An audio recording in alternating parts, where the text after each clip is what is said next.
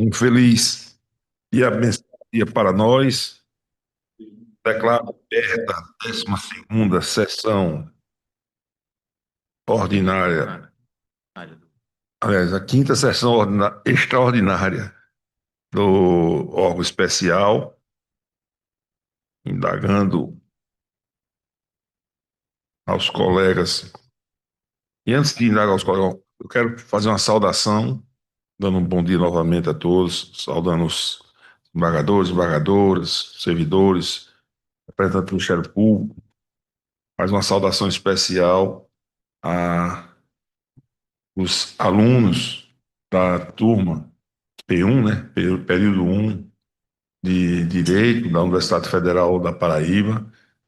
Vocês sejam muito bem-vindos a esta casa, a este poder, porque olhando para vocês aí hoje, a gente se vê no passado. Eu sempre digo isso, como a gente fica satisfeito em receber jovens, estudantes, sonhadores, iniciando uma caminhada para o mundo profissional.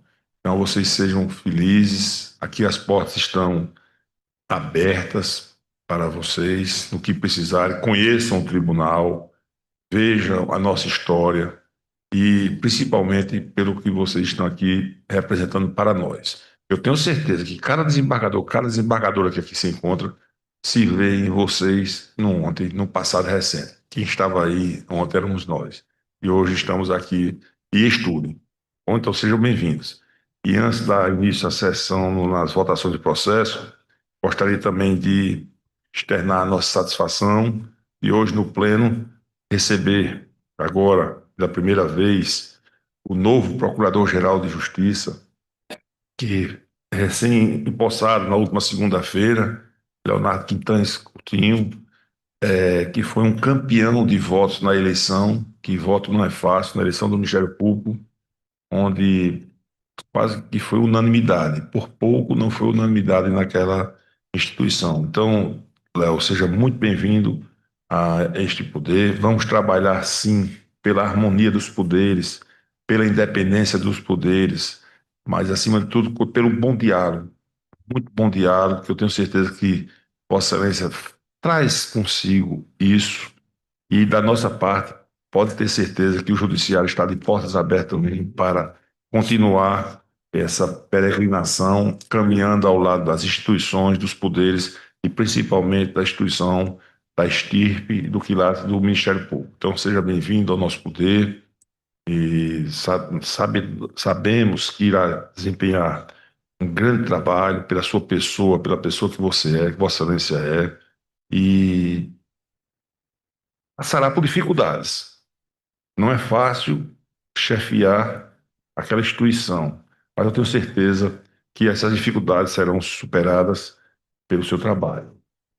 Está sucedendo um brilhante procurador-geral de Justiça que fez e construiu sua história dentro da sua forma de trabalhar também, que foi Antônio Hortêncio, que deu continuidade como promotor no cargo de Procurador-Geral de Justiça e honrou todos os quadros que por ali aqueles procuradores passaram. Então, seja feliz, assim que Deus te proteja e ilumine nessa caminhada. E está facultada a palavra aos colegas. Senhor presidente, Pois não, Eduardo Márcio? não há nada mais justo.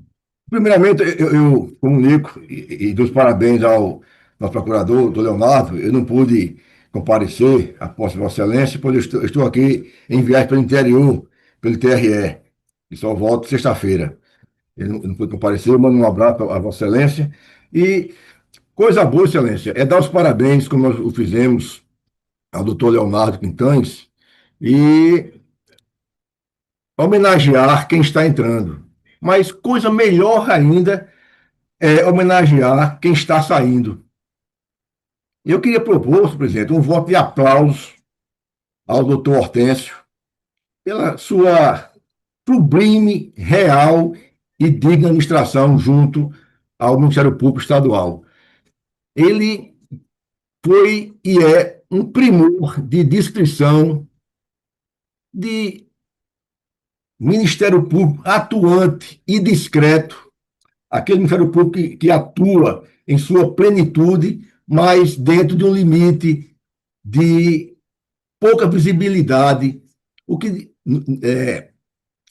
eu comparo muito o doutor Hortêncio com magistrados, que eu sempre cito aqui, com o desembargador Arnóbio, desembargador Zé Guedes, desembargador Ataíde, aquela pessoa que nos dá tranquilidade. E eu senti, nesses 2 anos em que ele atuou no MPE, uma total segurança do jurisdicionado em relação à atuação do Ministério Público, que ele, por sua descrição, nem veio aqui antes, na outra sessão nossa, para fazer uma espécie de relatório de sugestão, que foram muitas operações do Ministério Público, muita atuação em defesa da cidadania, em defesa do patrimônio histórico, em defesa da nossa ecologia e também em defesa do humanismo e da dignidade da pessoa humana. Então, eu queria propor esse voto de aplauso ao doutor Hortêncio, e eu não tenho uma amizade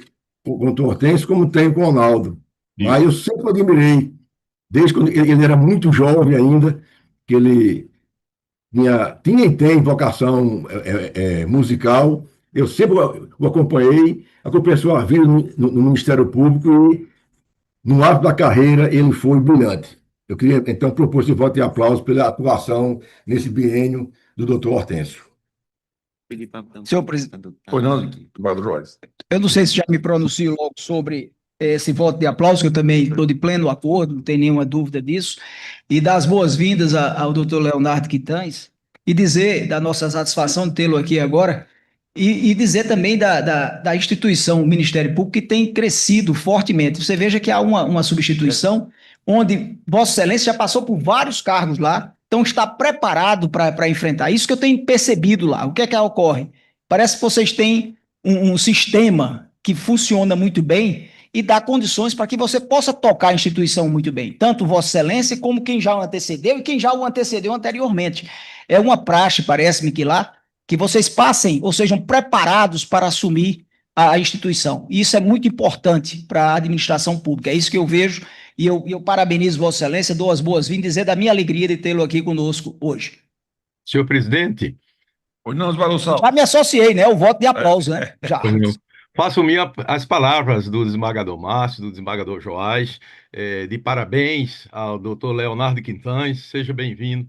Sei que o Ministério Público, sob o comando de Vossa Excelência, vai estar em boas mãos, como também esteve com o doutor Hortêncio, a quem também parabenizo pela brilhante gestão. Como disse o desembargador Márcio, né? Ele sempre uma pessoa discreta, mas muito eficiente, fazendo um trabalho excelente em prol da sociedade paraibana. Então, todos de parabéns.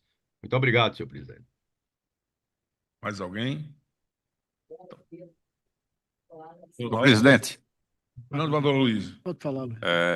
também quero me associar às homenagens ao doutor Quitães pela sua ascensão no Ministério Público, desejar sucesso e também parabenizar o doutor Hortêncio pela sua gestão profícua, de grandes resultados para o interesse da nossa sociedade. É isso que eu queria registrar.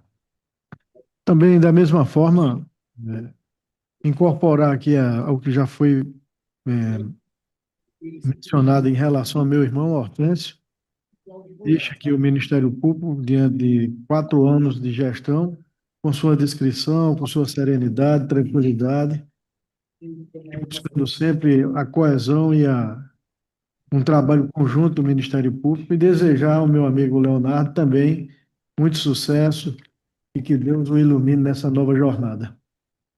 Senhor presidente, eu também gostaria de manifestar, estive regozijando-me com todos na grande e linda festa.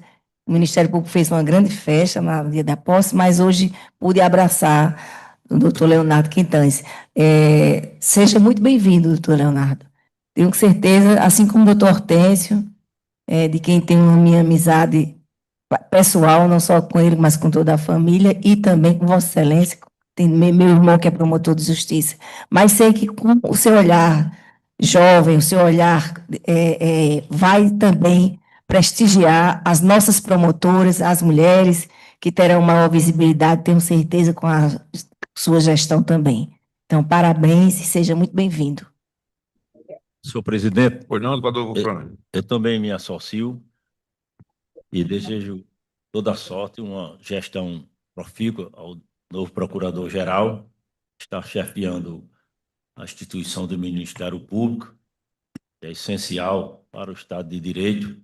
Espero que continue o trabalho das outras gestões, e inclusive do Hortêncio, que acabou de sair, também estou me associando. Tenho certeza, pela sua experiência na associação, dentro do próprio Ministério Público, pelo apoio que teve na classe, e fará uma excelente gestão quando for passar o bastão para outro. Mas tem muito trabalho, muita dificuldade, como disse o desembargador Fred, mas Vossa Excelência tem capacidade para realizar esse trabalho de sobra.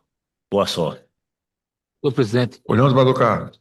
eu também me associo às homenagens aqui, tanto ao procurador, que agora ingressa no exercício de mais um biênio, e quanto ao que sai.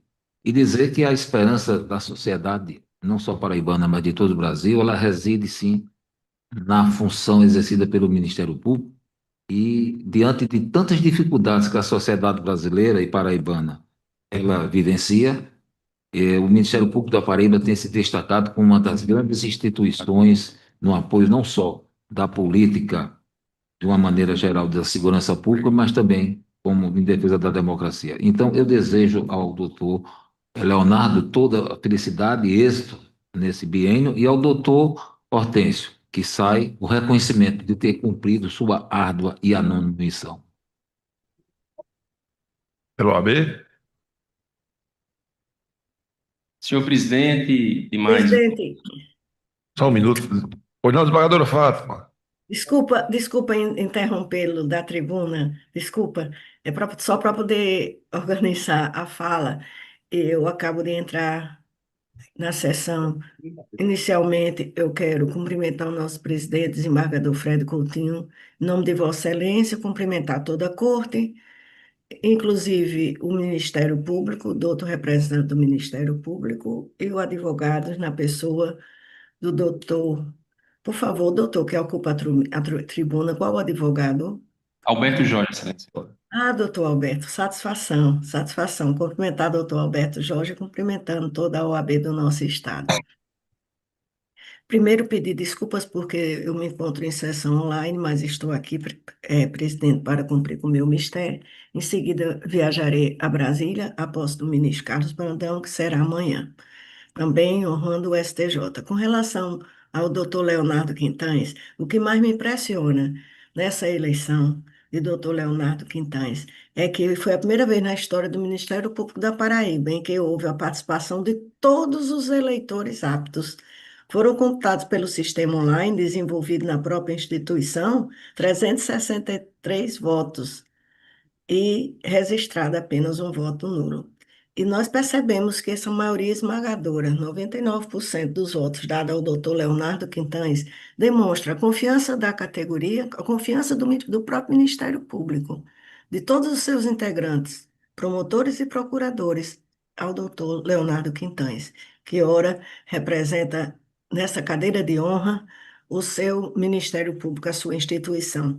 Doutor Leonardo Quintães, 44 anos, 44 anos. Cristo, quando encerrou sua missão pública, tinha 33. Esses números que se repetem são muito simbólicos.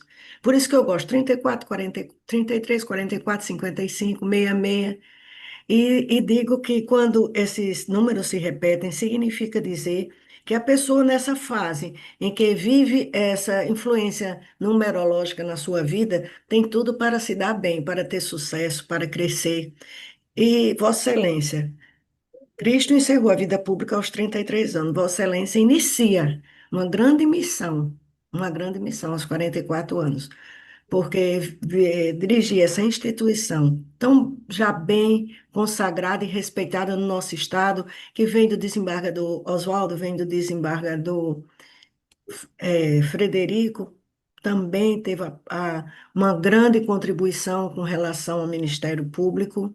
Vem agora o doutor Hortêncio, E doutor Hortêncio, com aquele seu jeito lhânio, com aquele seu jeito tranquilo, com aquele seu jeito sereno, fez uma administração baseada no respeito, na solidariedade, na boa convivência entre os poderes. Vossa Excelência tem um perfil diferenciado. É aquele que é muito alegre, tem uma empatia tremenda com as pessoas, tem um coração gigante para acolher e resolver as demandas. Tanto que a posse do doutor Leonardo Quintães foi uma posse concorridíssima. Tantas pessoas estavam na posse que muitos não conseguiam ficar sequer sentados, não tinham cadeira suficiente. Estavam representando de todos os segmentos da sociedade, inclusive promotores de cidade interior, pessoas mais simples e humildes que queriam ver doutor Leonardo Quintães, que vai presidir, que vai organizar, que vai ser o procurador-geral do Ministério Público durante esses 2 anos, certamente com repetição de período. Então, doutor Leonardo, que Deus lhe proteja. Que Deus lhe proteja e que você continue a honrar o Ministério Público como tem feito até agora nos cargos que Vossa Excelência já ocupou. Honrando não só o seu nome, a missão que Deus lhe deu, mas os seus antecessores. Não só seus antecessores, mas essa grande instituição que é parceira da democracia, é parceira do judiciário, é parceira do executivo, é parceira do legislativo, sempre que os interesses do povo, o interesse da pessoa, do cidadão, do meio ambiente, das classes minoritárias, sempre que o interesse das pessoas dessa comunidade pululem nos corações das pessoas, Vossa Excelência, o Ministério Público está ali para atender, para cobrar, para respeitar, para pedir, para reclamar. É muito amplo e vasto o papel do Ministério Público hoje, depois da nossa Constituição de 64. É muito amplo. E sábios são aqueles que pegam o poder, exercem o poder e colocam aquele poder só para servir, conforme Deus lhe pôs naquele cargo durante aquele período para prestar essa, essa esse trabalho em prol da sociedade. Tenho certeza, doutor Leonardo Quintães, o senhor não veio para brilhar, o senhor veio para fazer com que os direitos humanos, os direitos das pessoas, os direitos das situações, das minorias, de todos aqueles que baterem a porta do Ministério Público também brilhem. Brilhe com justiça, com dignidade, com ética e com competência. Deus lhe proteja, que o Cristo Jesus seja o seu condutor. Sua nova missão, conte conosco. Conte com o nosso tribunal, que já o respeitamos porque conhecemos a sua história. Muito obrigada. Desembargadora Fátima, com a palavra a OAB, doutor Alberto. Senhor presidente, mais membros desta colenda corte, a OAB, a condição de presidente da OAB de Campina Grande, mas também aqui representando a OAB Paraíba, vem felicitar a chegada do doutor Leonardo, não só ao cargo de Procurador-Geral de Justiça, mas hoje, pela primeira vez na sessão aqui no órgão especial, quase que em sua totalidade aqui presente, e dizer que se acosta, senhor presidente, também aos votos de aplauso em relação ao procurador-geral, o ex-procurador-geral de Justiça, doutor Antônio Hortêncio, que tem como principal característica o diálogo. Eu acho que o doutor Hortêncio trouxe para o Ministério Público um viés de diálogo perante não só o Poder Judiciário, mas principalmente as entidades que representam a sociedade, e a OAB é uma dessas entidades. Então, a OAB não poderia deixar de fazer esse registro e trazendo para o doutor Leonardo Quintães, que assume e indica como sua principal missão 2 pilares de atuação, que seria o combate ao crime organizado e a aproximação do Ministério Público à sociedade. E seja exitosa os seus intuitos, doutor Leonardo, e conto com a OAB como parceira e sempre pronta para fazer o diálogo com o Ministério Público. Obrigado, excelência. Agradecendo Vossa Excelência, com a palavra doutor Leonardo Quintães.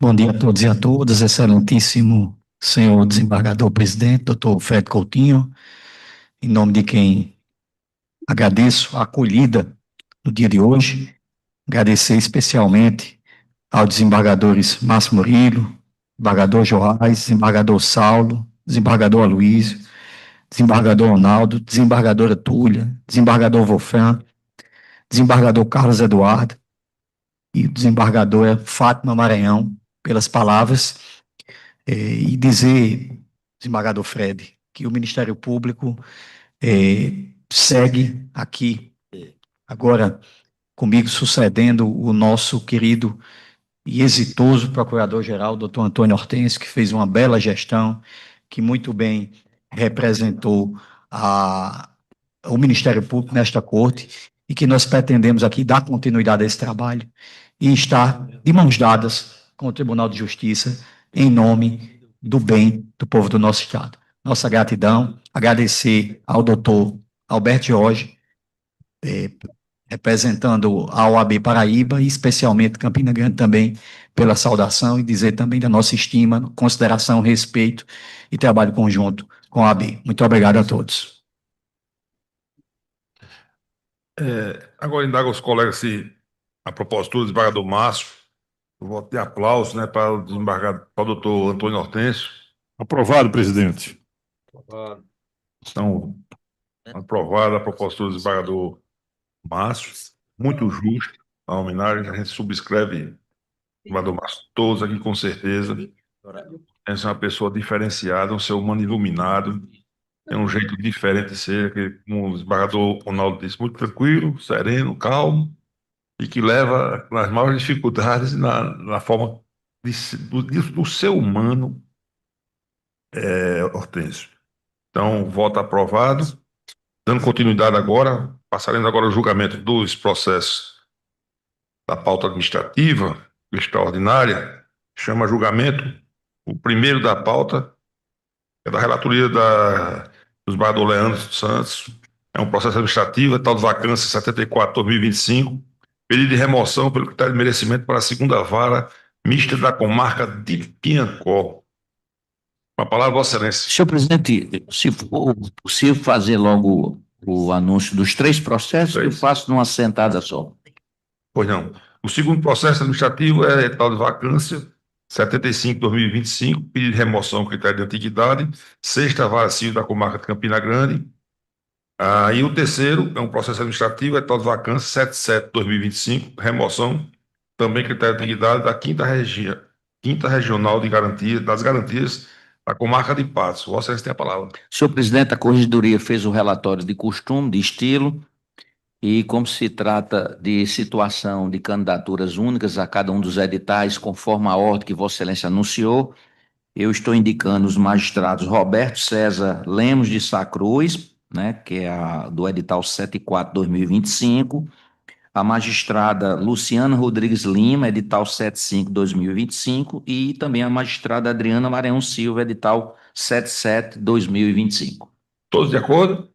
De acordo, presidente. Então, o primeiro foi removido pelo critério de merecimento para a segunda vara mista da comarca de Piancó, o doutor Roberto César Lemos de Sá Cruz. O segundo processo foi removida pelo critério de antiguidade, sexta vara civil da comarca de Campina Grande, doutora Luciana Rodrigues Lima. E o terceiro foi removida para a quinta regional das garantias da comarca de Patos, a doutora Adriana Maranhão Silva. Unânime com o impedimento do doutor Wolfram. O quarto processo é a recomposição da Comissão de Cultura e Memória em razão da aposentadoria do excelentíssimo desembargador Marcos Cavalcante de Albuquerque. Integro a comissão, o desembargador Marcos integrava, né, que já está aposentado, Saulo Henrique Saibeneville, Agamenil, desembargadora Maria de Fátima, desembargador Ronaldo e desembargador José Ricardo Porto. A propositura é a ascensão de desembargador Ronaldo Rocha de Queiroga e como suplente do desembargador Carlos Eduardo Leite Lisboa. Todos de acordo? De acordo, presidente. Todos, senhor presidente. Adonsível. Escolhido para a vaga do desembargador Marcos Cavalcante, Sua Excelência o desembargador Ronaldo Rocha de Queiroga. A segunda suplência passa a ser integrada por Sua Excelência o desembargador Carlos Eduardo Leite Lisboa. Presidente, só agradecer a confiança de poder aí ocupar essa comissão.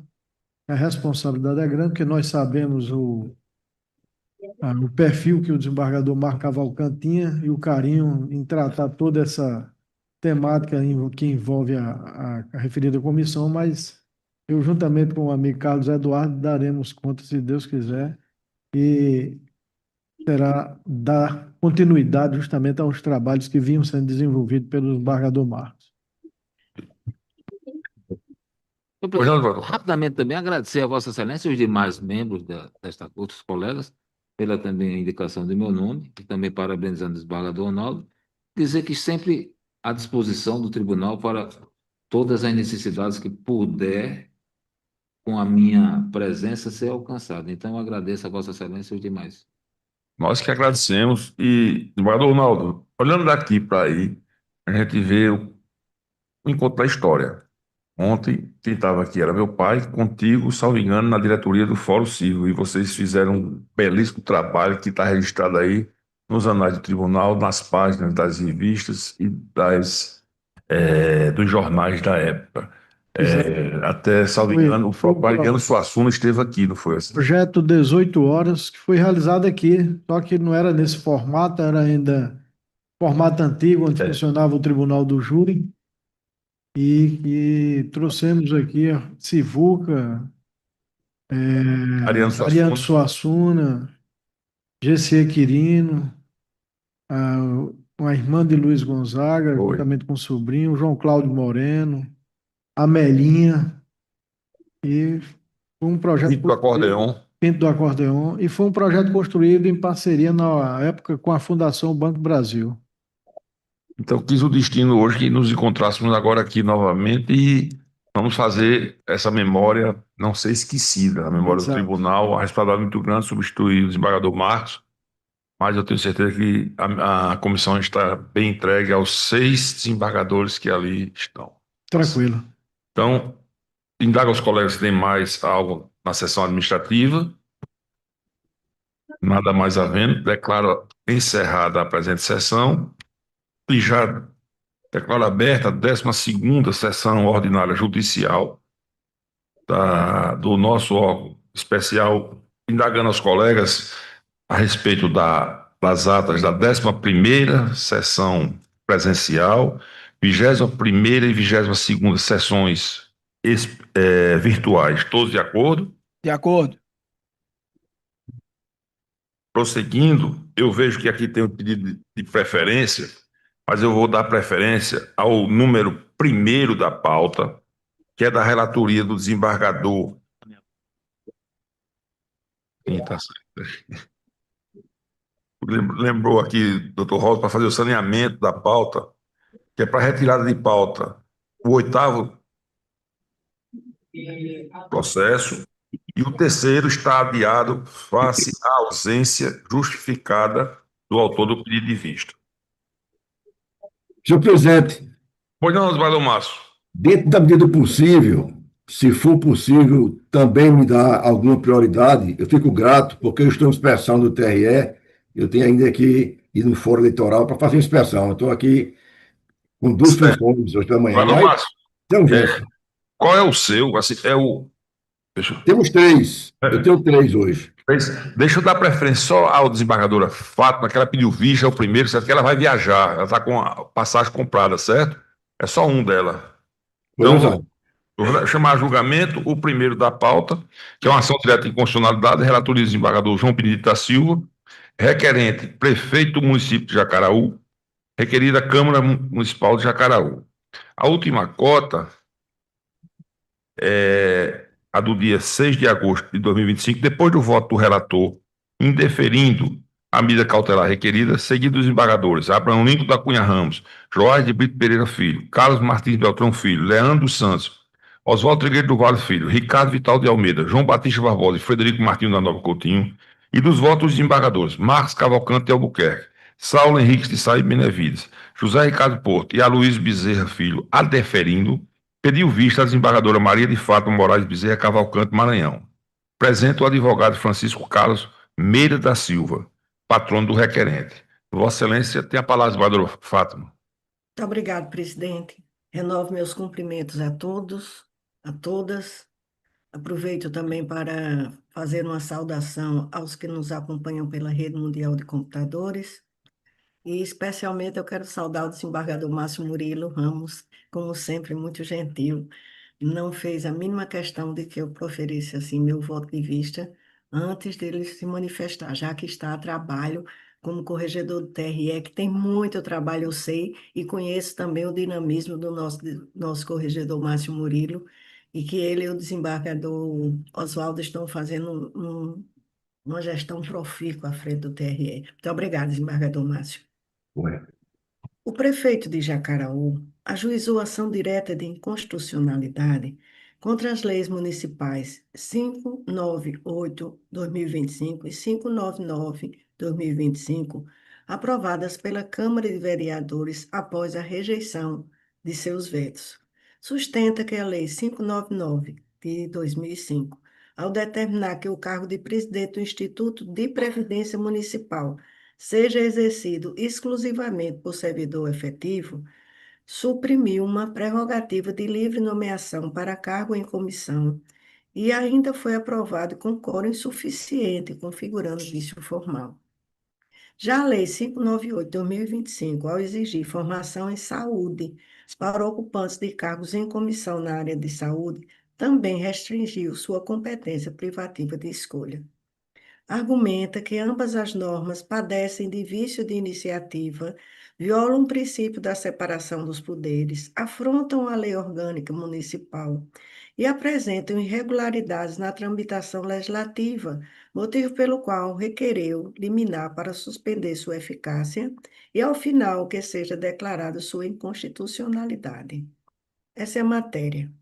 Após o voto do eminente relator, desembargador João Benedito da Silva, que indeferira o pedido cautelar, abriu divergência o desembargador Marcos Cavalcante de Albuquerque para deferir o pedido, votando pela suspensão das legislações questionadas.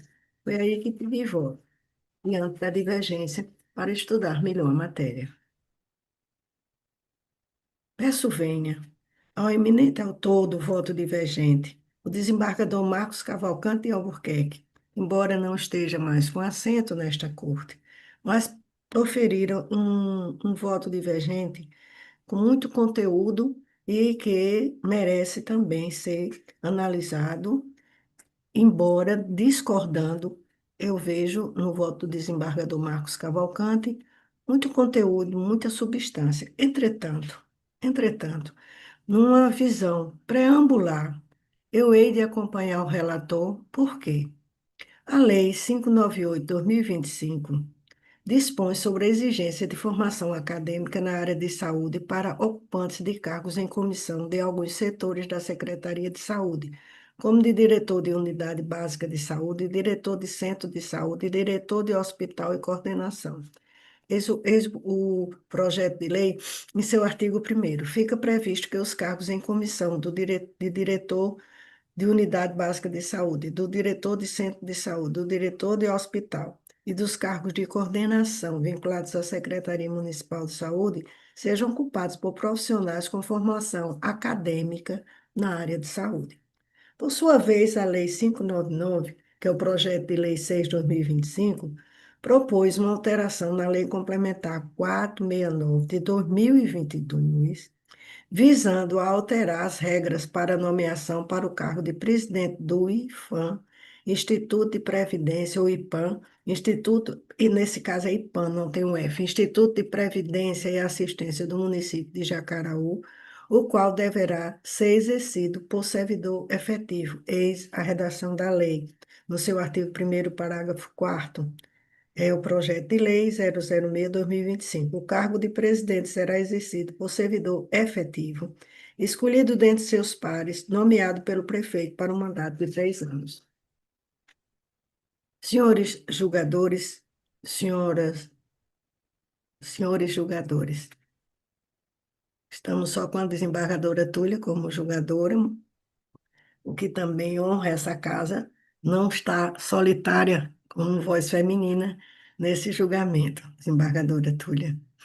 Querida desembargadora, a concessão de provimento cautelar em sede de ação direta de inconstitucionalidade exige a concomitância de 2 requisitos fundamentais: a relevância dos fundamentos invocados, que é o fune boni iuris, e a configuração de um perigo de dano irreparável de difícil reparação, que é o periculum in mora.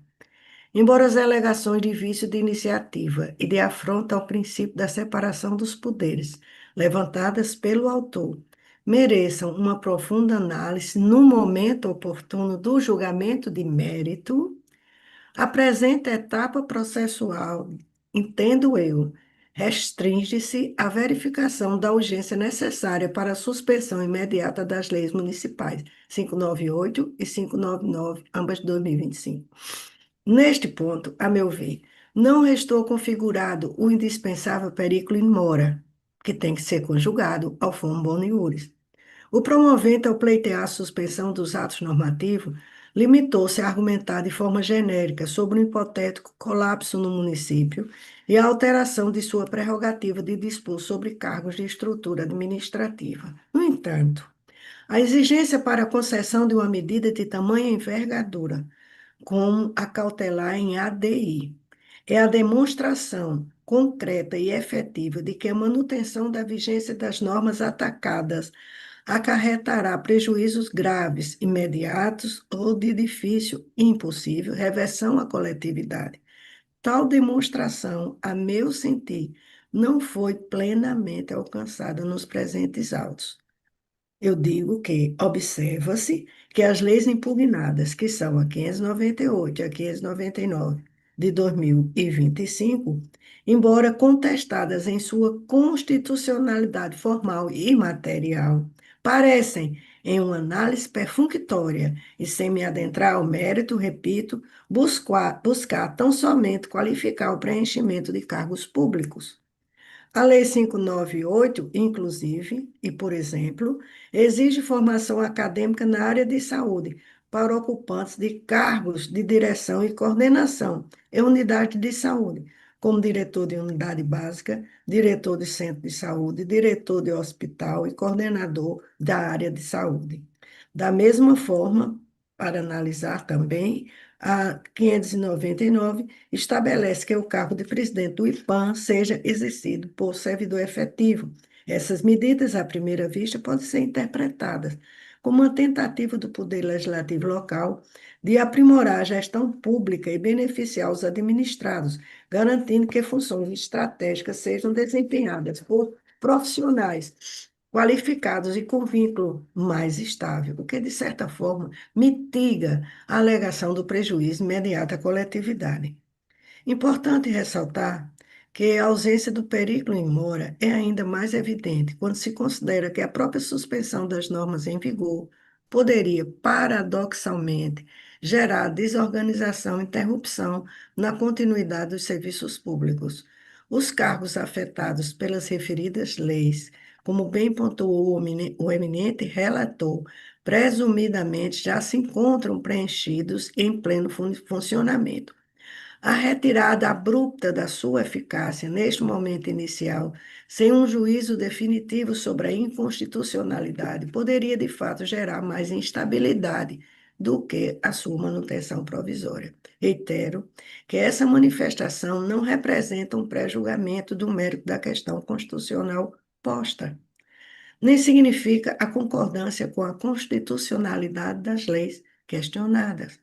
A análise detida do alegado vício de iniciativa, importante, da violação ao princípio da separação de poderes, importante, e da discussão sobre o quórum de aprovação da lei complementar será realizada oportunamente, quando os autos estiverem prontos para o julgamento definitivo, quando nós formos analisar o mérito da causa. O que se afasta nesse estágio processual é unicamente a presença dos pressupostos que autorizariam a suspensão imediata dos efeitos das leis municipais.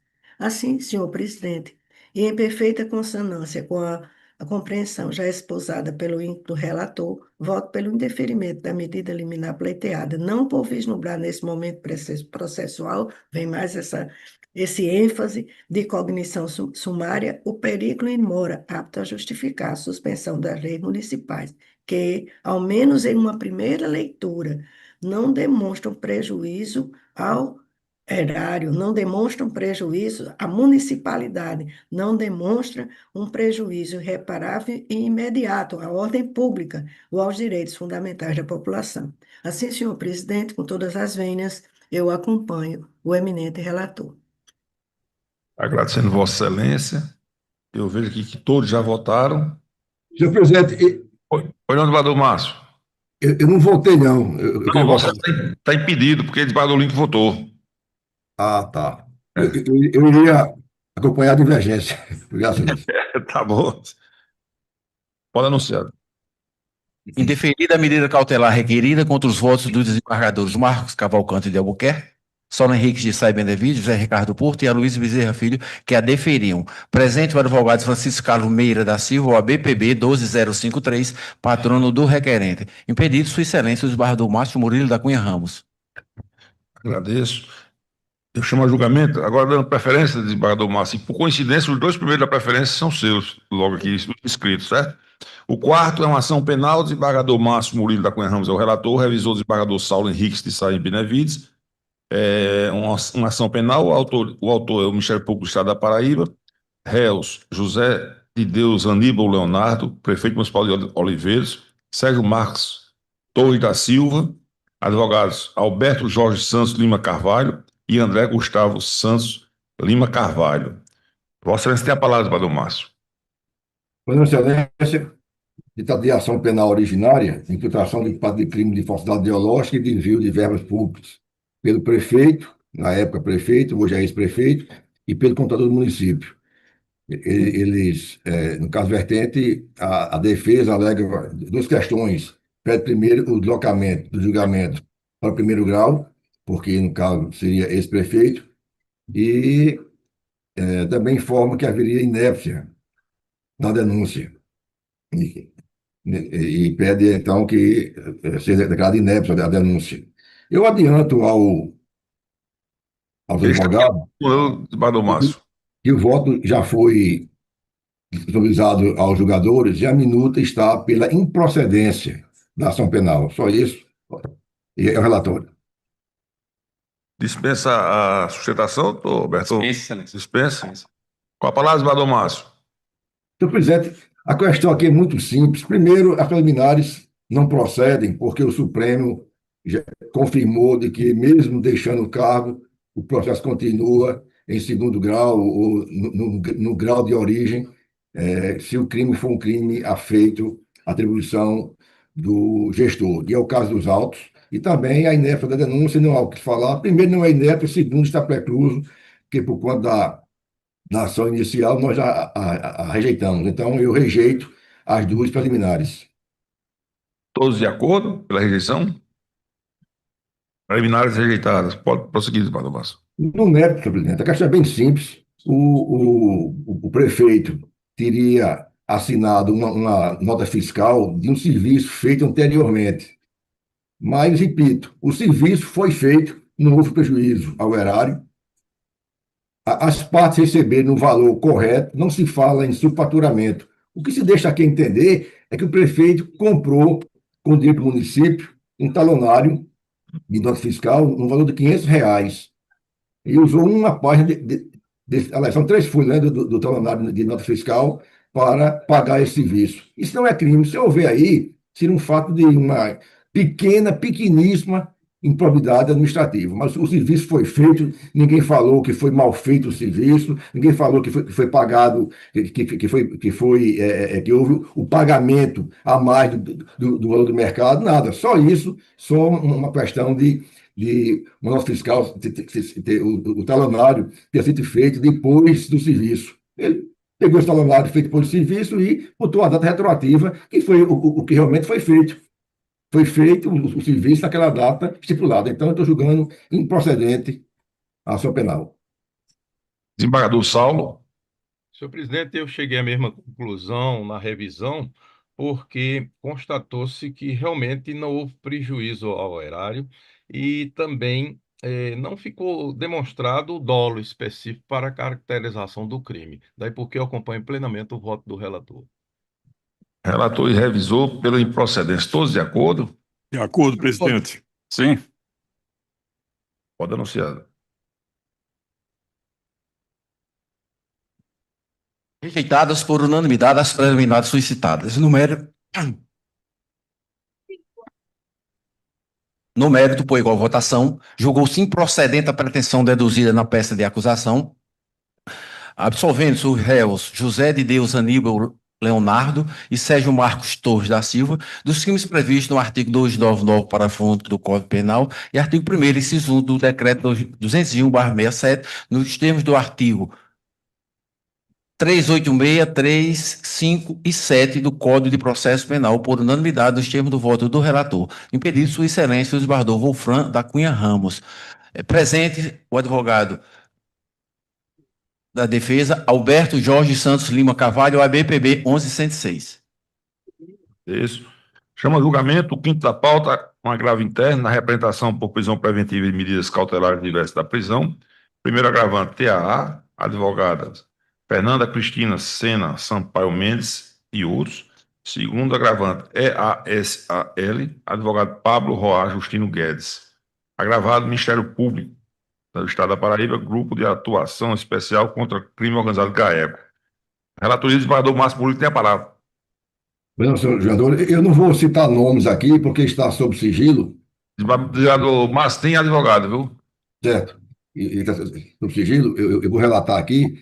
E aqui se trata da Operação Ergastro, em que eu monocraticamente decretei a preventiva dos envolvidos, mas o STJ, antes até mesmo de se homologar a preventiva pelo Pleno, entendeu de não ser caso de preventiva e determinou, no caso, medidas cautelares. E é em razão dessas medidas cautelares que a parte se insurge e pede a revogação dessas medidas cautelares, informando que haveria excesso de prazo.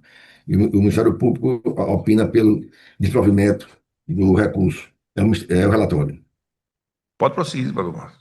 Não tem instituição oral, não. Não é agravo interno? Pode seguir, desembargador Márcio. Se não há defesa oral, no caso, o voto está familiarizado e é pelo desprovimento do recurso, porque realmente houve a revogação da prisão. Mas uma coisa é excesso de prazo com prisão. Outra coisa é o monitoramento eletrônico e as medidas, porque o STJ deixou claro que deve colocar medidas impositivas para que as partes não tivessem contato. E eu assim o fiz, proibi a entrada das pessoas na prefeitura, e isso é feito com o monitoramento eletrônico. Se tirar esse monitoramento eletrônico, perde o sentido da cautelar. E é por isso que uma coisa é excesso de prazo por réu preso, outra coisa é por excesso de prazo por uso de tornozeleira. E eu entendo, no caso, que está viável, não há excesso de prazo, e eu estou desprovendo o agravo interno. O relator faz o voto pelo desprovimento do agravo. Todos de acordo? De acordo. De acordo. Negou-se o provimento ao agravo interno por unanimidade nos termos do voto do relator. Pedido Sua Excelência, o desembargador Wolfram da Cunha Ramos. Presente o advogado Pablo Roá Justino Guedes, OAB-PB 20053, patrono do segundo agravante. Prosseguindo, eu chamo a julgamento o sexto da pauta da relatoria do desembargador Márcio Murilo da Cunha Ramos, com a revisão do desembargador Saulo Henrique de Sá e Benevides. É uma revisão criminal. O requerente é José Márcio de França, advogada Maria Eduarda Santana dos Santos, requerido do Ministério Público do Estado da Paraíba. Obrigado, Excelência. Vou relatar. A advogada está na sala, tá certo? Vocês têm a palavra. Então, eu agradeço. Eu vou relatar. Aqui se trata de uma reunião criminal de condenação por porte ilegal de arma de fogo de uso restrito, com numeração suprimida. E a insurgência da parte aqui é que a reincidência que teria sido inserido no julgamento é inexistente, pois já teria havido o prazo depurador de 5 anos da anterior reincidência. E, no caso aí, pede a revisional nesse sentido. E o Ministério Público opinou pela improcedência da revisional. É o relatório. Com a palavra, doutora Eduarda. Obrigada, Excelência. Bom dia a todos. Gostaria de cumprimentar a todos os desembargadores, na pessoa do desembargador relator, Márcio Murilo Ramos, e agradecer também a oportunidade de poder me apresentar perante esta corte. É sempre uma grata satisfação ter a atenção de Vossas Excelências, desembargador Joás de Brito, desembargador João Benedito, a quem cumprimento também aqui o procurador Leonardo Quinta. Então, como foi relatado pelo desembargador relator, a presente ação tem por objetivo alterar o regime inicial de cumprimento da pena, visto que o requerente fora condenado nos autos da ação apresentada a uma pena de 4 anos em regime inicial fechado pelo crime de porte de arma de fogo, previsto no artigo 16, inciso 4º da Lei 10.826 de 2003, no formato anterior, antes da recente reforma, com fundamento na reincidência do mesmo. No caso em tela, é sabido que o juízo de primeiro grau, ao prolatar a sentença e analisar as circunstâncias judiciais que são balizadores não apenas para a aplicação da pena, mas também para a aplicação do regime inicial de cumprimento da pena, e ao ser reconhecida o vetor da reincidência na primeira fase da dosimetria da pena, o juízo ao qual aplicou o regime fechado em razão, sendo este o mais gravoso, em razão da reincidência do mesmo. No entanto, é possível se verificar também que essa fora a única circunstância desfavorável em relação ao requerente.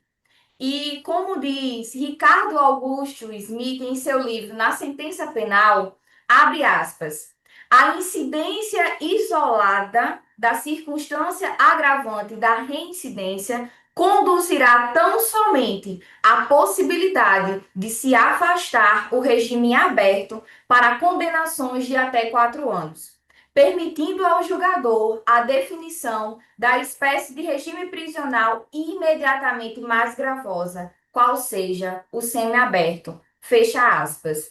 Sob esse aspecto, Vossas Excelências, aos olhos da defesa, é plenamente possível que essa corte acolha o pleito defensivo, modificando o regime inicial de cumprimento da pena, uma vez que o regime semiaberto seria o regime mais gravoso e que se adequaria à situação do réu, considerando que o mesmo era reincidente à época dos fatos.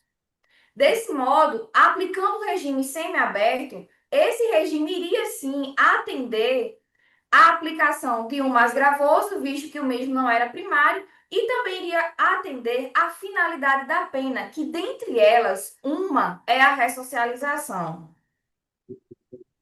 Nesse diapasão, o requerente, ao final de 2024, fora surpreendido com a expedição de um mandado de prisão em seu desfavor. Após 6 anos que aguardava o desfecho de um processo, ele é surpreendido com esse mandado de prisão e tendo que decidir de forma abrupta de deixar a sua casa, deixar o seu trabalho para iniciar o cumprimento de uma pena, e se apegou à esperança apresentada por esta causídica na presente ação de uma ação de revisão criminal, em que Vossas Excelências podem apreciar o presente caso, porque aos olhos da defesa, diante de tudo que aqui foi narrado, o juízo de primeiro grau não se atentou aos princípios da individualidade, proporcionalidade e razoabilidade da pena. Nesse diapasão, a defesa requer que hoje os eminentes julgadores se vistam de empatia, se vistam de humanidade e possam se colocar no lugar do réu.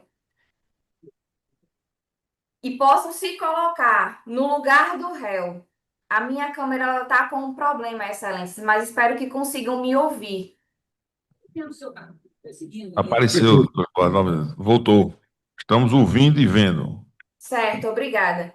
Nesse diapasão, a defesa requer que hoje os eminentes julgadores possam se vestir de empatia e se colocar no lugar do requerente, que aqui tem que decidir deixar a sua família, depois de 6 anos que responde um processo em liberdade, deixar a sua família, o seu trabalho, para cumprir uma pena em regime fechado, que pode ser cumprida em regime semiaberto. Então, a defesa requer que Vossas Excelências permitam ao requerente cumprir a sua dívida com a sociedade, mas em um regime um pouco mais brando, para que o mesmo não tenha que deixar a sua casa e o seu trabalho. E, por fim, eu quero citar a frase do desembargador Rogério Schietti, que desde que eu era estudante de Direito, me acompanha nessa jornada como advogada criminalista, de que, abre aspas, quem lida com a liberdade humana não pode tratá-la como um assunto cotidiano. Então, Vossas Excelências, que hoje, eminentes julgadores, não venhamos apreciar esse caso como mais uma revisão criminal, como mais um processo, mas o processo de uma pessoa que quer pagar a sua dívida com a sociedade, mas ele precisa que Vossas Excelências sejam um tanto humanos, se coloquem no lugar dele e vejam que ele pode cumprir essa pena em regime semiaberto. É assim que requer a defesa. Agradecendo Vossa Excelência, eu retorno a palavra ao desembargador Márcio Murilo. Obrigado, Excelência. Também aqui, parabenizo a advogada pela sua defesa oral e ratifico que cada membro desse tribunal aqui, ao julgar os processos, vê cada caso de maneira individual. Cada caso é um caso diferente e nós temos que seguir regras constitucionais e legais. No caso vertente, no que pese a ótima defesa oral da doutora Eduarda Santos, o voto está minutado no sentido de julgar improcedente. E a questão é simples, aqui o prazo do depurador, bem sabe, os desembargadores criminais que atuam diariamente na Câmara Criminal, ele se conta a partir do cumprimento da pena ou extinção da pena, o prazo de 5 anos, e não do dia do fato anterior. Então, a residência não há o que debater de que já houve, que já ocorreu. O ônus da prova é de quem alega, e não há o menor documento que comprove que já se passou 5 anos nesse sentido. É por isso que o juiz agiu com acerto ao botar um regime mais gravoso, segundo o entendimento de todos os tribunais e deste tribunal também, de que a incidência é caso específico de se mudar o regime, e eu estou julgando improcedente a revisional. O desembargador Márcio julga pela improcedência pedido revisional. O desembargador Saulo, como vota? Senhor presidente, na verdade, esse processo me chamou uma atenção muito grande por conta das alegações consistentes da defesa, mas examinando os autos, a gente verifica que realmente não existe essa prova do prazo quinquenal, né, entre a data em que houve a reincidência e a data atual. Então, não ficou devidamente provada, a data da sentença, inclusive. Daí porque eu estou acompanhando o relator, porque o ônus da prova seria dele no sentido de provar que já tinha decorrido esse prazo de 5 anos. E não há essa prova nos autos. E a gente não pode decidir sem uma prova consistente a respeito desse fato. Relator e revisor julgam pela improcedência da ação revisional. Todos de acordo? Não, desembargador Fred, Ou não, desembargador Joyce? vou pedir vista, porque eu fiquei em dúvida sobre um aspecto. O voto do eminente relator traz a questão da depuração, isso aí eu não tenho nenhuma dúvida que está correto. Mas o que a defesa trouxe da tribuna foi o que me deixou a refletir e fazer uma análise mais profunda sobre essa questão. Ela trouxe da tribuna que a única circunstância negativa que teve para justificar o regime fechado teria sido os antecedentes. Mesmo mantendo os antecedentes... Reincidência, Excelência, reincidência. A reincidência, desculpe, a reincidência seria o único motivo que justificou o regime fechado, seria a reincidência. O único motivo seria esse, pelo menos é o que disse a defesa da tribuna. E nesse caso, a pena foi de 4 anos, poderia ser o regime semiaberto em tese, se as outras circunstâncias não justificassem um regime mais gravoso. Daí porque eu vou pedir vista para analisar esse aspecto especificamente. Eu só falo com Excelência que o único argumento trazido na inicial é que já houve a depuração da residência. Só isso. E eu aqui estou tentando demonstrar que não houve essa depuração. Mas, para essa vista, e análise. Eu vou pedir vista porque, veja só, o que eu tenho visto hoje, e Vossa Excelência acompanha isso também, as revisionais têm sido até dado de ofício diminuição de pena, modificação de regime, então nada impede que esse aspecto seja observado. Se foi o único fato, talvez justificasse sim um regime semiaberto. Mas eu vou pedir vista para analisar melhor essa questão. Então, após o voto do relator e o voto do revisor, pela improcedência da revisional, pediu vista do desembargador Joás de Brito Pereira Filho. Os demais aguardam. Pode observar. Depois do voto do relator, julgando improcedente o pedido revisional, seguido do voto do desembargador Saulo Henrique de Saí Benevício, revisor, pediu vista Sua Excelência o desembargador Joás de Brito Pereira Filho. Os demais aguardam. Impedido, Sua Excelência o desembargador Wolfram da Cunha Ramos. Fez sustentação oral na defesa do requerente, a advogada Maria Eduarda Santana dos Santos, OAB-PB 27143. Na sequência, seria o número 2 da pauta. Todavia, este vai ser adiado também, pois, após analisar aqui a cota, podemos perceber que o autor do pedido de vista foi o desembargador Ricardo Vital de Almeida, que está ausente justificadamente. Então, o segundo está adiado por ausência justificada do autor do pedido de vista. Prosseguindo, eu chamo a julgamento o 9º da pauta, da relatoria do desembargador Joás de Brito Pereira Filho. É uma ação direta de inconstitucionalidade, requerente ao Ministério Público do Estado da Paraíba, requeridos município de Pedra Branca, Caio de Oliveira Cavalcante, seu advogado, e Câmara Municipal de Pedra Branca, Carlos Cício de Souza, seu advogado. Com a palavra, Vossa Excelência. Pois não. Presidente, há quórum com minha ausência?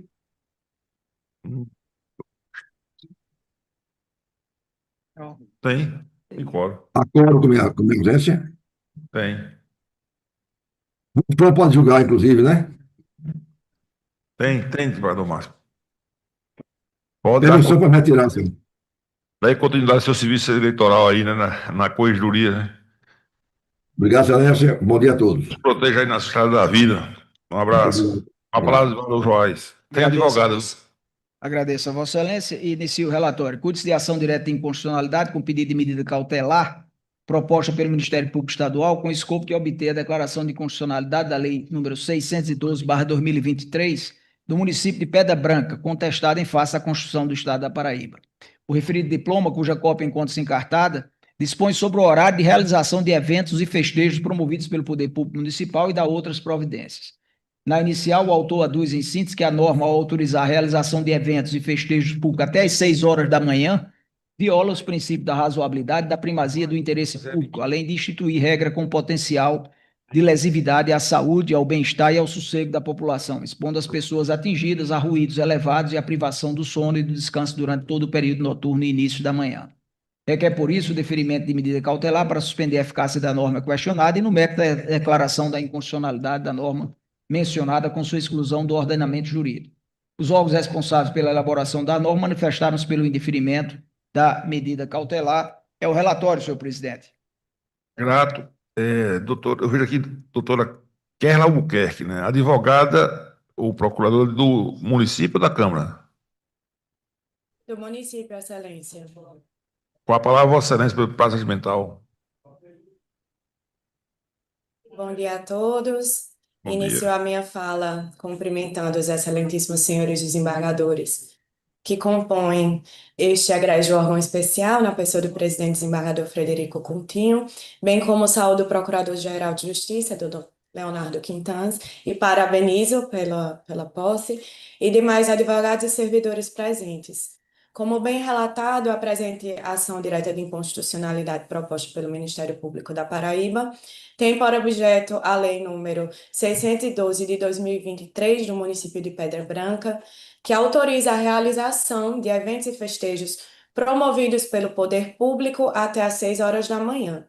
De acordo com o Ministério Público, a lei em foco, ao autorizar que os festejos e eventos vão até ao horário de 6 horas da manhã, não levou em conta o potencial de lesividade à saúde, ao bem-estar e ao sossego público da população residente nas adjacências dos locais onde serão realizados esses eventos, o que poderia afetar, hipoteticamente, a qualidade de vida desses munícipes, inclusive pessoas idosas e crianças.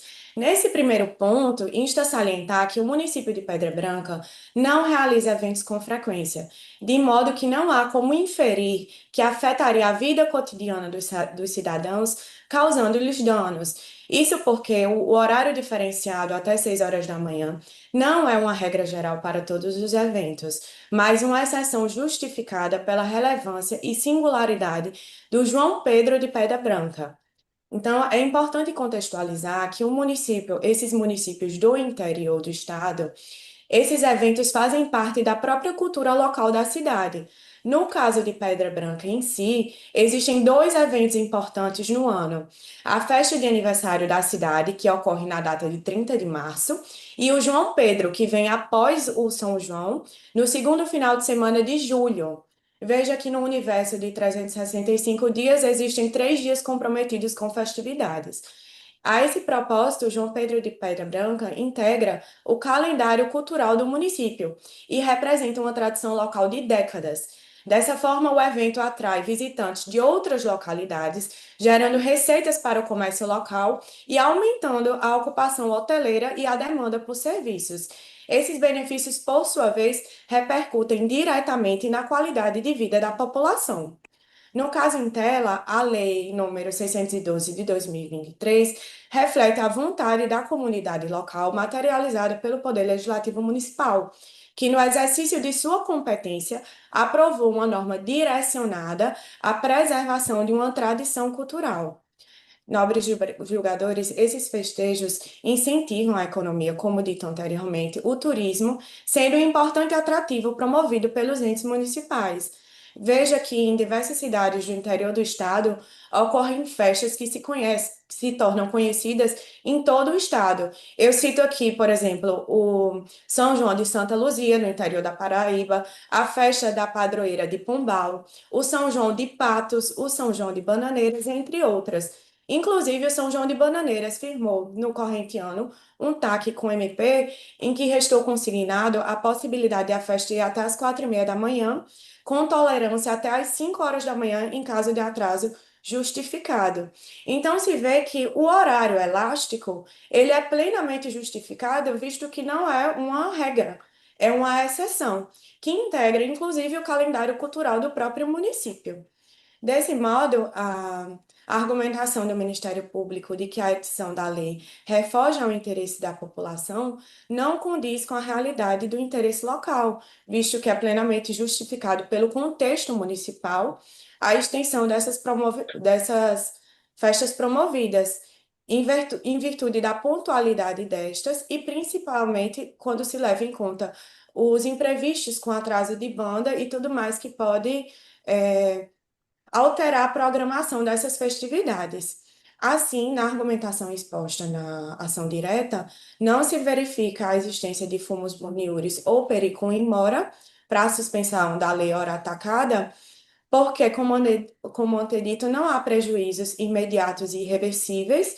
Há uma porque o município não promove festas de forma rotineira, passando os eventos previstos do calendário desse ano. As festas já ocorreram, então não há essa imediatidade. Há 2 porque se verifica que a lei foi editada segundo os interesses da população.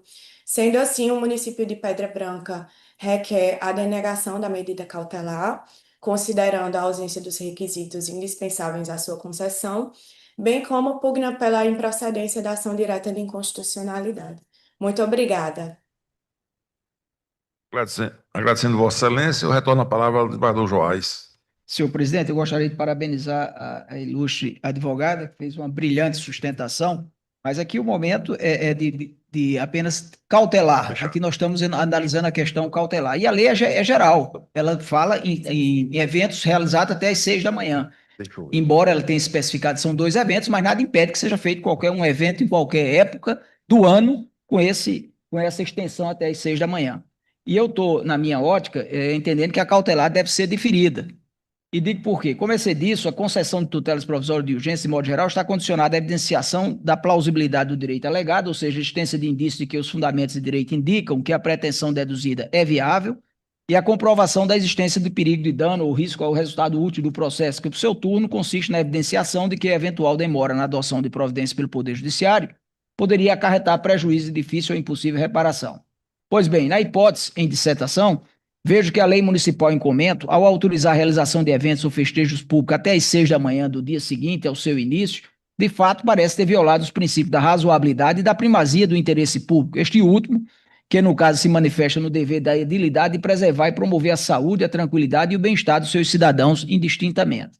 No que diz respeito ao perículo embora, penso que sua comprovação está patenteada na necessidade de evitar que eventos e festejos autorizados pela norma questionada tragam transtornos à população residente no entorno dos locais onde seriam realizados, ao menos até que a constitucionalidade da referida lei seja discutida e apreciada em juízo de cognição exauriente por esta Corte.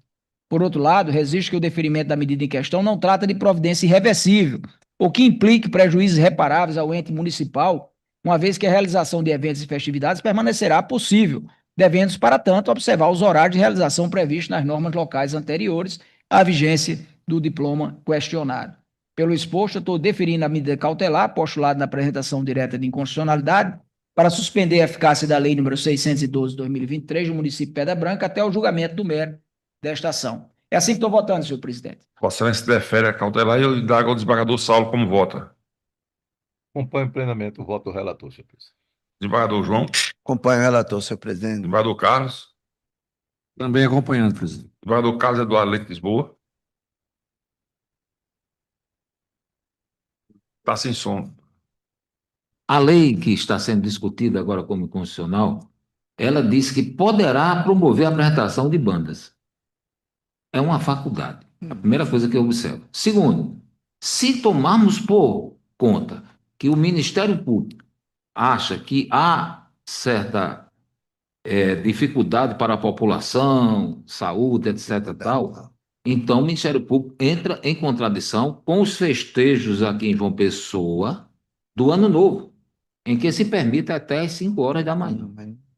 Fico eu a pensar que também a própria iniciativa privada poderá pagar, porque, como disse a advogada muito bem da tribuna, esses festejos nessas cidades do interior, eles são esporádicos, entendeu? E eu ainda vou mais além.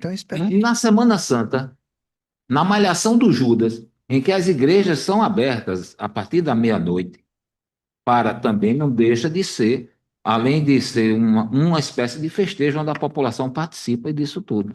Eu fico só com esse desembargador, porque se a cautelar for concedida dessa forma, nenhuma festa se realizará e não tem horário disponível. Não, eu estou inclusive dizendo no meu voto que permanece da forma que era antes. Essa lei é que não pode ir até às 6 horas da manhã. E a lei é genérica, é geral.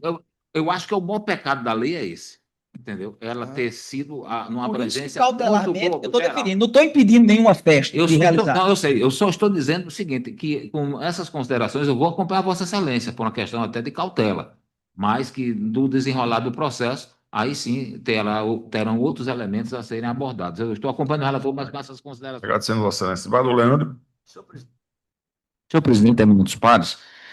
Salvo engano, existe o processo 081-3929-73-2023-815, que foi da relatoria do desembargador Oswaldo, em que o plenário já declarou a inconstitucionalidade de lei. Não vou dizer que é idêntica, irmã siamesa, mas vou dizer, em outros termos, similar, em relação ao município de Olho d'Água, que era exatamente previsão de festa nos dias tais, até 6 horas do dia seguinte. Então, esse colégio já se manifestou e há uma decisão colegiada que se reconhece a inconstitucionalidade da lei. Então, a gente não, uma questão de segurança jurídica, a gente não pode ficar, né? Para esse município pode, para aquele município pode, o bode rei vai, a festa que o desembargador Carlos Eduardo falou, né, do sábado de aleluia, o outro, nem só de festa vive o povo, é preciso entender isso, né? Os prefeitos com essa visão de fazer festa, de gastar dinheiro com banda, que isso já era para ter sido proibido de forma absoluta. O poder público não é para gastar R$1 com banda, é para gastar com saúde pública, saneamento básico, coisas essenciais. Aí ainda vê um prefeito, né, com um sinal de razoabilidade, achando que somente festa vai garantir voto, que vai garantir, né, vitórias em eleições, tem que ter festa, 6 horas da manhã, não se importa com as pessoas idosas, as pessoas doentes, no leito, né, de sua casa doente, nada. Então, senhor presidente, pena que eu estou votando só a liminar, porque eu já estava antecipando o mérito para reconhecer a inconstitucionalidade da lei. Agradecendo você. Desembargador Wolfran, da Cunha Ramos, em substituição do desembargador Ricardo Tal de Almeida. Senhor presidente, eu estou acompanhando o relator, porque preliminar, né, para suspender. No mérito, também vou refletir, como o desembargador Carlos, e por acaso eu estiver aqui, por se tratar de festa. Agora, restaurantes. Eu já cheguei em Teresina num voo noturno de 11 horas, mais ou menos, estava tudo fechado, não tinha onde almoçar, todo mundo com fome, porque na época o secretário de Segurança tinha proibido abrir até, não me lembro a hora direito, se era até 10 horas. Então, se não tiver barulho, eu acho que não devia limitar, não, restaurante, etc., porque a cidade tem vida noturna, tem os turistas, etc. Você vai para outras cidades, e João Pessoa é uma capital, e encontramos restaurantes abertos para a população que precisa desse serviço. Então, eu vou refletir em relação à festa, se devia ser discriminado como essas festas de final do ano, mas aqui eu estou acompanhando o relator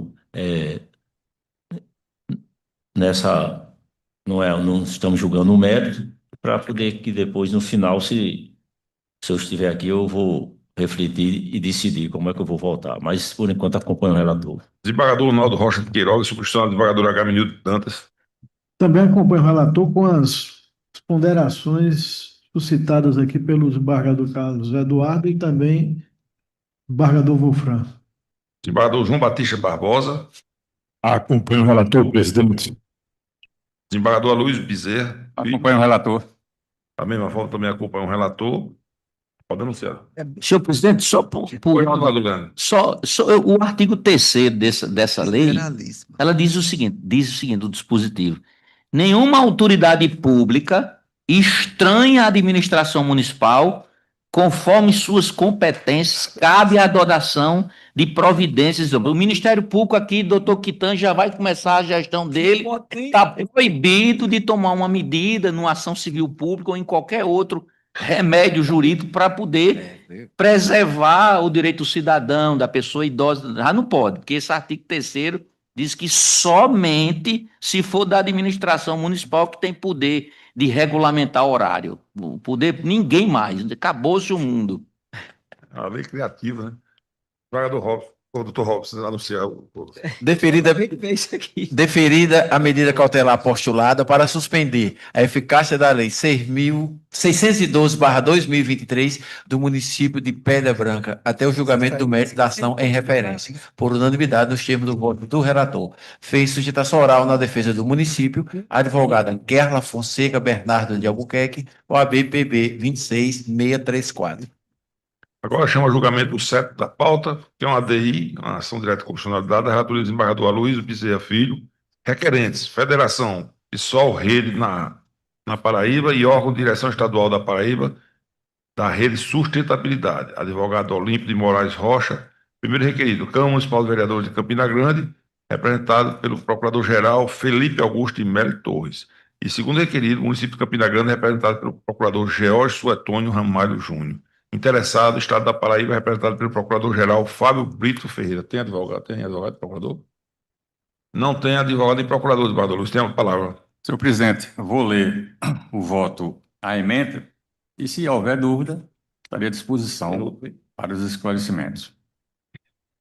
Ação direta de inconstitucionalidade proposta por federações partidárias com representação parlamentar contra a emenda número 03.223/2023, a Lei Orgânica do Município de Campina Grande.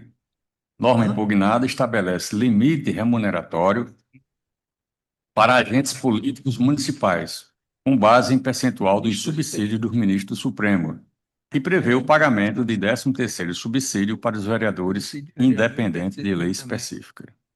Requerida medida cautelar para suspender a eficácia da norma, liminar parcialmente deferida, a Procuradoria-Geral de Justiça opinou pela procedência parcial da ação. Há duas questões em discussão. Saber se é constitucional a vinculação dos subsídios de prefeito, vice-prefeito, secretários municipais e vereadores em percentuais de subsídio do ministro do Supremo e de deputados estaduais. E saber se é possível prever o pagamento de 13º subsídio para os vereadores sem a edição de lei municipal específica. Razões de decidir. A vinculação remuneratória entre entes federativos distintos viola o artigo 37, inciso 13, e artigo 39, parágrafo 1º da Constituição Federal, e compromete o princípio federativo. O Supremo firmou tese sobre a inconstitucionalidade de normas estaduais com conteúdo similar, ADI 7264 do Tocantins e ADI 6545 de Santa Catarina. A previsão de 13º sem edição de lei específica afronta os princípios da legalidade e da anterioridade, conforme jurisprudência do Supremo, RESP 1.285.485 do Tocantins e outro também de 1.165.206. Reconhecida a inconstitucionalidade formal e material da emenda 03/2023 quanto à vinculação e à dispensa de lei específica, modulação dos efeitos para afastar da evolução de valores recebidos de boa-fé. Pedido julgado procedente para declarar a inconstitucionalidade da emenda 03/2023, a Lei Orgânica do Município, com eficácia ex tunc e efeitos erga omnes, ressalvada a necessidade de devolução de valores percebidos de boa-fé. Tese de julgamento. É inconstitucional a vinculação de subsídio de agentes políticos municipais a percentuais de subsídio de ministro do Supremo Tribunal Federal e de deputados estaduais. 2. O pagamento de 13º subsídio a vereadores exige lei municipal específica aprovada na legislatura anterior. Então, com essas colocações, eu estou julgando procedente a ação de inconstitucionalidade para declarar a inconstitucionalidade da emenda 03 de 2023 à Lei Orgânica do Município de Campina Grande. É como eu estou votando, senhor presidente. O relator julga procedente, né, a ação direta de inconstitucionalidade. Desembargador Saulo. Acompanho o relator, senhor presidente. Desembargador Joás. Acompanho integralmente o voto do eminente relator. Desembargador Romildo da Silva. Também acompanho, desembargador. Desembargador Carlos Eduardo Leite Lisboa. Também, presidente. Desembargador Carlos Martins Beltrão Filho. Acompanhando, presidente. Desembargador Leandro. Também acompanho. Desembargador Fran. Mesmo sentido. Desembargador João Batista Barbosa. Acompanho o relator, presidente. Também acompanho o relator. Pode anunciar o resultado, Robert. Julgou-se procedente a ação para declarar a inconstitucionalidade da emenda número 3/2023 à Lei Orgânica do Município de Campina Grande, com eficácia ex tunc e erga omnes, ressalvando-se a desnecessidade de restituição ao erário dos valores eventualmente percebidos de boa-fé até a presente decisão, por unanimidade, os termos do voto do relator. Pautas vencidas. Trago aos colegas se tem alguma comunicação administrativa, algum requerimento a fazer. Então, nada mais havendo a tratar. Mais uma vez, deixando um abraço aqui para o doutor Leonardo Quintães, assim como um abraço da presidência da mesa e de todos os desembargadores e desembargadoras para os alunos, e com certeza, hoje aqui viram como é que funciona uma sessão, explicando a vocês que os votos, às vezes acham que são julgados rapidamente, mas é porque eles são disponibilizados com antecedência para todos os embargadores. Então, quando a gente chega aqui, já tem conhecimento da matéria. Então, sejam felizes mais uma vez, Deus os proteja e está encerrada a presente sessão.